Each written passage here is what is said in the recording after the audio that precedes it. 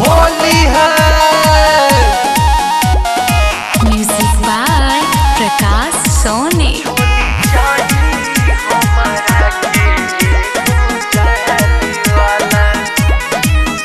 राजा ढेरों दिन पहला तू घरे नया फैशन करे के मन करे। एहो राजा ढेरों दिन पहला तू घरे नया फैशन करे के मन करे।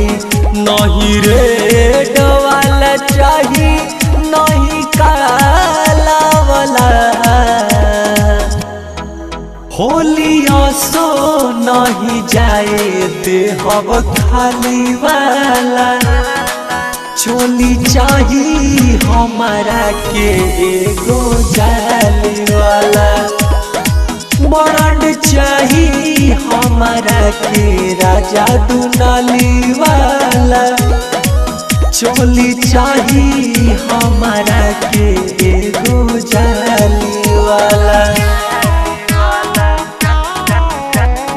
म्यूजिक बाय प्रकाश सोनी।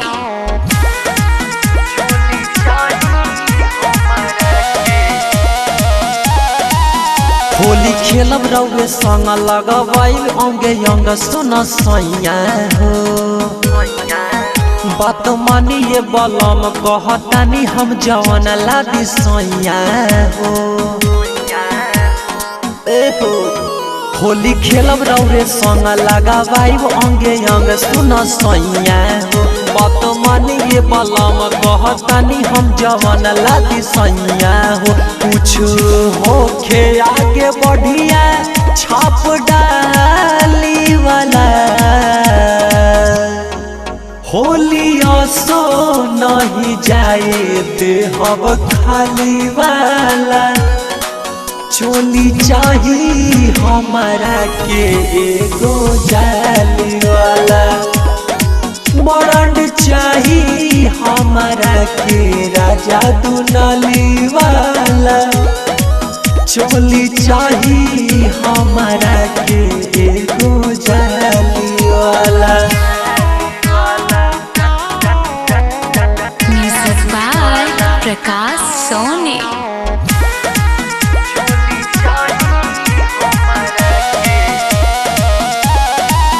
सुना मुके समाही सटे देह नहीं मोर सैया हो। बात माने के पड़ी कुछो जाने के पड़ी मोर सैया हो। बुझला सुना मुके समाही सटे देह नहीं मोर सैया हो। बात माने के पड़ी कुछो जाने के पड़ी मोर सैया हो। चंचल 20 साल चोली लादी एगो बाली वाला। होली सो नहीं जाए दे हब खाली वाला। चोली चाहिए हमारा के एगो जाली वाला। ब्रांड चाहिए हमारा के राजा दुनाली वाला। चोली चाहिए हमारा के एगो जाली वाला।